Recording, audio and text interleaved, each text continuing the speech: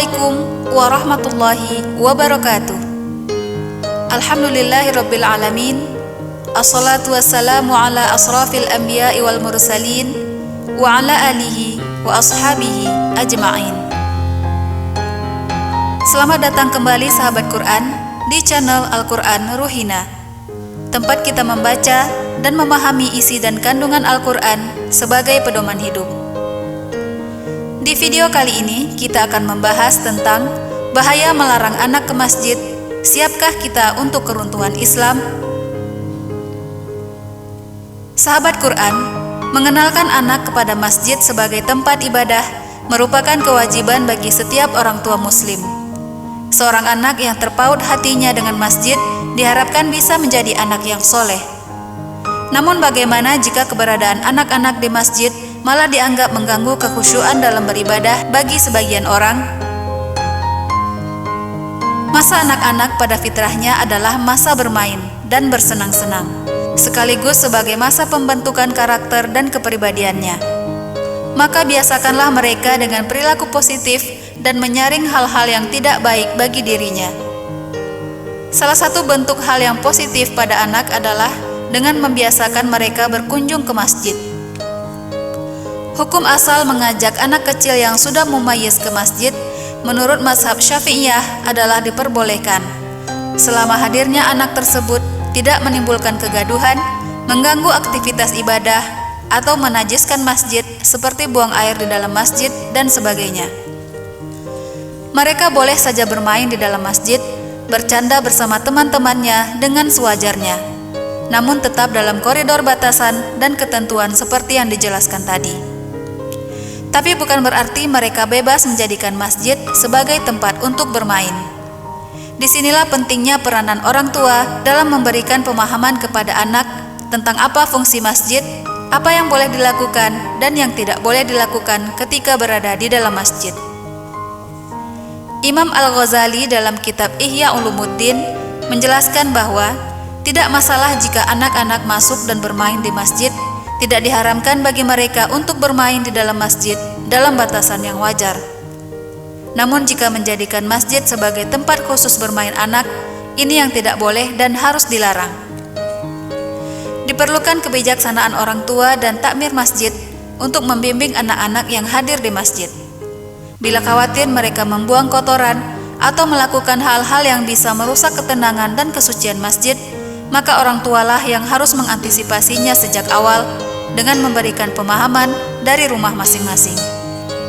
Pada sebuah kisah diceritakan bahwa Umar Abdul Kafi pernah bertemu dengan seorang laki-laki yang sudah berusia lanjut, sekitar 50 atau 60 tahun. Umar tidak menemukan tanda-tanda sujud di dalam diri laki-laki tersebut karena dilihat dari caranya beribadah sangat canggung dan terkesan ragu-ragu.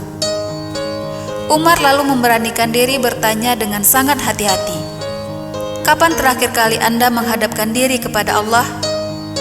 Sambil tertunduk malu, laki-laki ini menjawab, "Sekitar 50 tahun silam saat usiaku masih 5 tahun.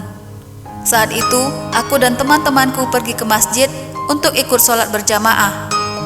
Lalu ada seorang laki-laki dewasa mendatangiku dan berkata dengan kasar, 'Enyahlah kalian, keluarlah kalian dan sholatlah kalian di sana,' katanya sambil menunjuk ke arah luar masjid. Seketika itu juga, aku dan teman-temanku keluar dari masjid dan tidak pernah lagi ke masjid untuk beribadah."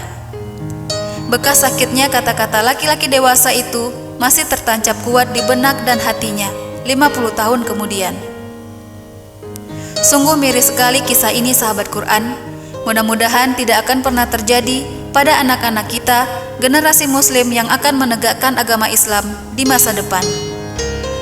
Jangan pernah membuat anak-anak menjadi bingung karena guru-guru mereka di sekolah mengajarkan untuk mencintai masjid dan segera ke masjid jika terdengar suara azan. Sementara ada orang tua atau pengurus masjid yang menyuruh mereka menjauh dari masjid. Oleh karena itu, Islam dengan tegas melarang untuk memarahi anak-anak yang datang ke masjid karena dampak buruk atau mudaratnya di masa depan akan jauh lebih berbahaya dibandingkan dengan dampak jangka pendek dari gangguan yang mereka timbulkan ketika bermain di masjid. sebagaimana perintah Allah dalam surah Luqman ayat 17 berikut ini. A'udzu billahi minasy syaithanir rajim. Bismillahirrahmanirrahim. Ya bunayya aqimis salata wa'mur bil ma'rufi wanha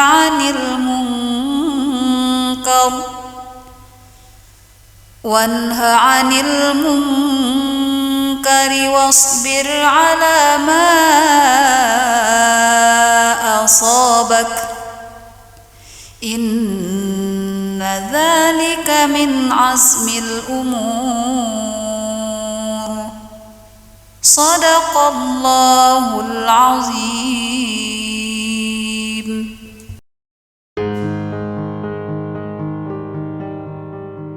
Wahai anakku, laksanakanlah solat dan suruhlah manusia berbuat yang ma'ruf dan cegahlah mereka dari yang mungkar.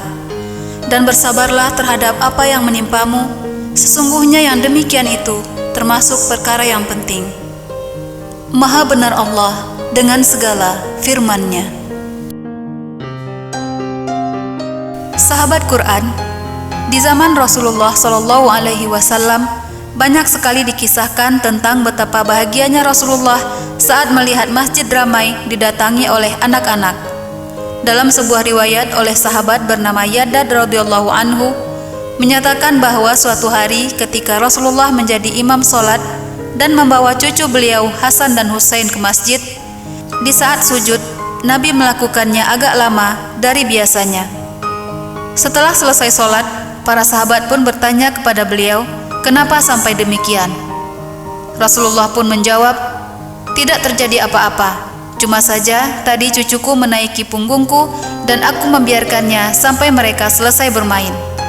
Hadis riwayat An-Nasa'i dan Hakim. Dalam riwayat lain juga dikisahkan bahwa Rasulullah SAW mempercepat sholatnya karena mendengarkan tangisan anak kecil yang memanggil-manggil ibunya yang ikut sholat berjamaah. Dari hadis tersebut, dapatlah kita teladani akhlak Nabi Muhammad SAW dalam menyikapi anak-anak yang bermain di dalam masjid dengan cara yang arif dan bijaksana. Jangan sampai teguran yang kasar menimbulkan bekas yang menyakitkan di hati mereka, bahkan dapat menimbulkan trauma hingga menjadikan mereka enggan untuk datang ke masjid hingga mereka dewasa nanti. Demikianlah sahabat Quran, bahaya yang akan terjadi jika memarahi anak-anak yang datang ke masjid. Bahkan Muhammad Al-Fatih, sang penakluk Konstantinopel, mengatakan, jika suatu masa kamu tidak mendengar lagi gelak tawa anak-anak yang riang gembira di antara saf solat di masjid, maka sesungguhnya takutlah kalian akan keruntuhan generasi muda Islam masa itu.